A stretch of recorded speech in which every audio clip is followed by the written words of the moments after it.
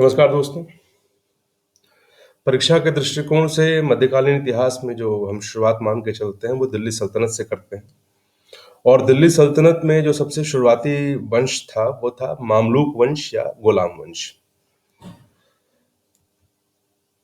दोस्तों, मोहम्मद गोरी की मृत्यु के बाद जो है मोहम्मद गोरी ने अपने विजित क्षेत्रों को अपने गुलामों के बीच में बांट दिया था। 3 गुलामों के बीच में बांटा था, जिसमें भारत के जो विजित क्षेत्र थे वो हिस्सा उसने कुतुबुद्दीन ऐबक को दिया।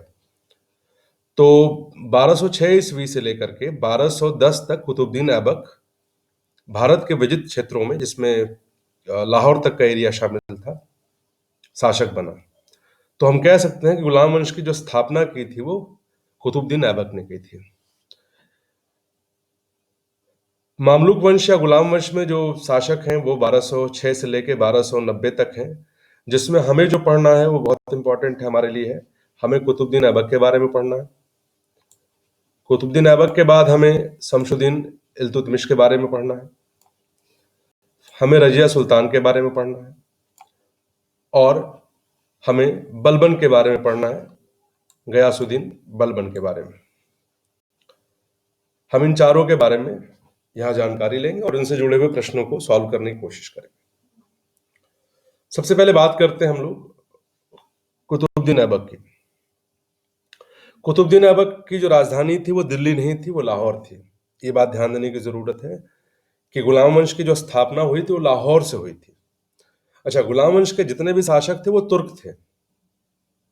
हालांकि ये अलग अलग वंशों से ताल्लुक रखते थे, इसलिए इनको मामलूक कहना ज्यादा अच्छा रहेगा। तो इनके जितने भी शासक थे वो तुर्क थे, जिसमें सबसे पहले स्थापना की थी कुतुबुद्दीन ऐबक ने। कुतुबुद्दीन ऐबक की बात करें तो कुतुबुद्दीन ऐबक बहुत ही उदार व्यक्ति था और अपनी दानशीलता के लिए बहुत विख्यात था। और इसी दानशीलता की वजह से कुतुबुद्दीन ऐबक को लाख बख्श भी कहा जाता था, यानी कि लाखों को दान देने वाला।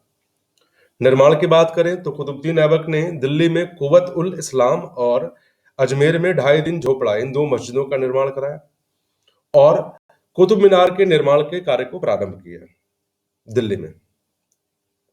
बाद में जिसे इल्तुतमिश ने पूरा कराया और उसकी चौथी मंजिल पे कुछ क्षति हुई थी तो उसको फिरोज शाह तुगलक ने कंप्लीट कराया। ये एक प्रश्न बनता है कि कुतुब मीनार के निर्माण में या कुतुब मीनार के मरम्मत में कौन कौन से लोग शामिल थे। तो कुतुबुद्दीन ऐबक ने उसकी स्थापना की, जिसको निर्माण का आरंभ किया, जिसको इल्तुतमिश ने पूरा कराया। और उसके बाद फिर उसमें बाकी लोगों ने भी, जैसे फिरोज शाह तुगलक की बात करें, तुगलक वंश का शासक था, उसने उसके चौथी मंजिल पे कुछ काम कराया था। तो कुतुबुद्दीन ऐबक ने इनका निर्माण कराया। कुतुबुद्दीन ऐबक ने अपने आप को सुल्तान नहीं कहा, उसने केवल मलिक और सिपह सालार की पदवियों से ही खुद को संतुष्ट रखा। ऐबक ने कभी भी सुल्तान की उपाधि धारण नहीं की थी। अब ऐबक के आगे बढ़ते हैं, इल्तुतमिश की बात करते हैं। इल्तुतमिश को गुलामों का गुलाम कहा जाता है और इल्तुतमिश ही वो था जिसने राजधानी को लाहौर से दिल्ली शिफ्ट किया।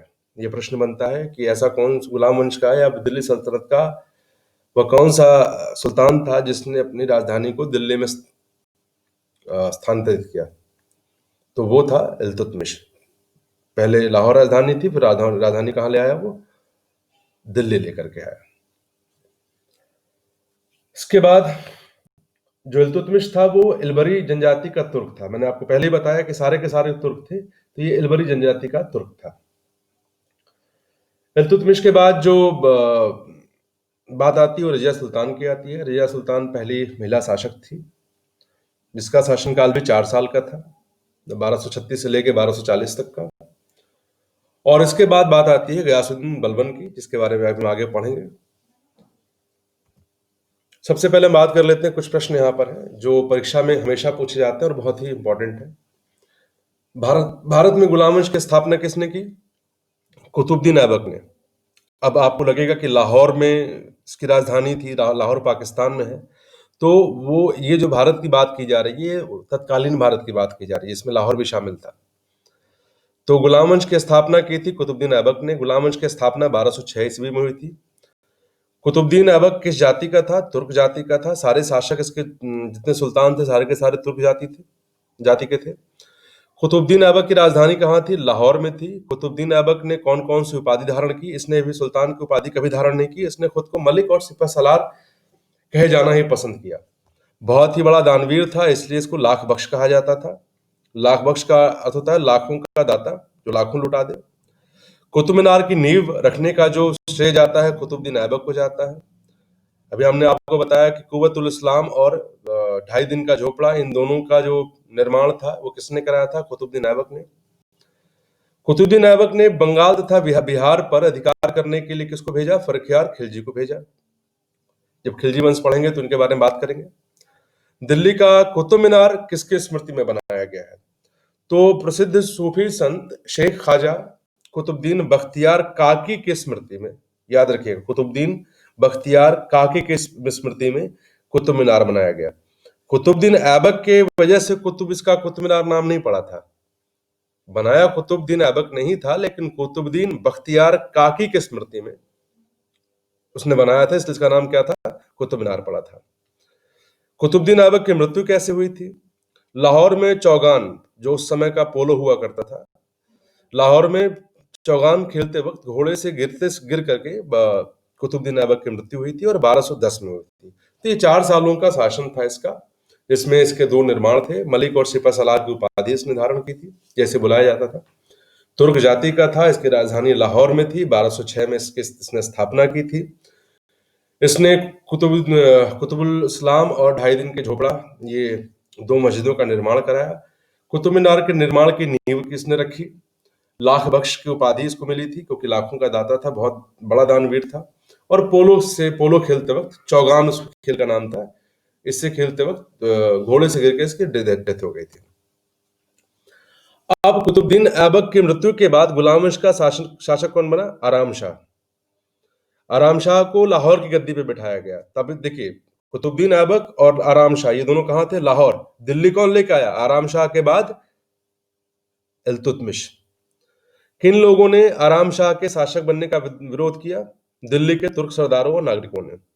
दिल्ली के तुर्क सरदारों ने किसे दिल्ली आमंत्रित कर राज सिंहासन पर बिठाया? इल्तुतमिश को। आराम शाह को किसने हराया? इल्तुतमिश ने हराया। और फिर इल्तुतमिश कौन था? वो भी गुलाम था।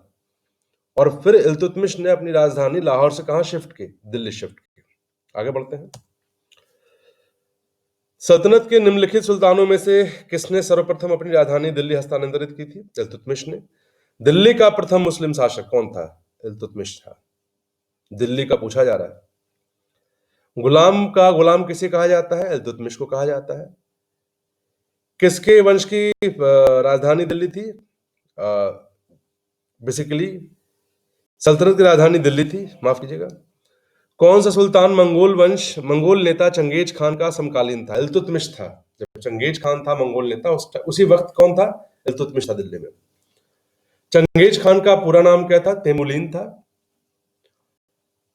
किस सुल्तान ने भारत में प्रसिद्ध पारसी त्योहार नौरोज को प्रारंभ कराया? अब हम बलबन पे आ गए। गयासुद्दीन बलबन ने। किस सुल्तान ने नियामत खुदाई के सिद्धांत का प्रतिपादन किया? गयासुद्दीन बलबन ने। किस सुल्तान ने गढ़मुक्तेश्वर की मस्जिद की दीवारों पर अपने शिलालेख में स्वयं को खलीफा का सहायक कहा? गयासुद्दीन बलबन ने। और तुर्कानी चहलगानी का प्रभाव किसने समाप्त किया? 40 लोगों का दल हुआ करता था, गयासुद्दीन बलबन ने। अपनी शक्ति को समेकित करने के बाद बलबन ने कौन सी उपाधि धारण की थी? जिले इलाही की उपाधि धारण की थी। तो दोस्तों, ये थी दिल्ली सल्तनत के बारे में जानकारी। रजिया सुल्तान का हमने बहुत कुछ इसमें कवर नहीं किया है, सिर्फ एक प्रश्न हमने देखा कि पहली महिला शासक कौन थी? रजिया सुल्तान थी। तो अगली वीडियो में हम कोशिश करेंगे कि कुछ और प्रश्न जो बहुत ही इंपॉर्टेंट हो पीसीएस और टीजीटी के एग्जाम के हिसाब से, तो उस वीडियो में हम प्रयास करेंगे कि रजिया सुल्तान से जुड़े हुए प्रश्नों को भी हम शामिल करें। और फिर इस वंश के बाद हमने अभी क्या पढ़ा? गुलाम वंश। गुलाम वंश के बाद फिर अगली वीडियो हम लेकर के आएंगे, वो वीडियो होगी खिलजी वंश के बारे में। तो खिलजी वंश के टाइम पे ही थोड़ा बहुत हम रजिया सुल्तान के बारे में भी रिपीटिशन कर लेंगे। तो दोस्तों, अगर आपको ये वीडियो पसंद आई हो तो इसे लाइक जरूर करें और सब्सक्राइब भी कर लें। Thank you so much.